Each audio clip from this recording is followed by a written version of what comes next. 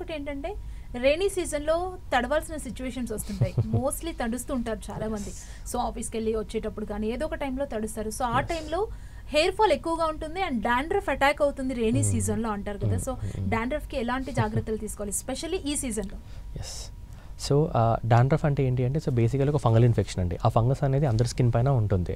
అయితే కొంతమంది skin or scalp పైన దానికి గ్రోత్ అనేది కొంచెం ఎన్విరాన్మెంటల్ ఫ్యాక్టర్స్ వల్ల గ్రోత్ ఎక్కువ ఉంటుంది. మీరు అన్నట్లు వానలో తడిచినప్పుడు కానీ లేకపోతే జిమ్కి వెళ్ళి స్వెట్టింగ్ ఉన్నప్పుడు కానివ్వండి, అలాగా మనం స్నానం చేయకుండా అలాగే వదిలేస్తే ఫంగస్ అనేది గ్రో అయ్యే ఛాన్స్ ఉంటుంది.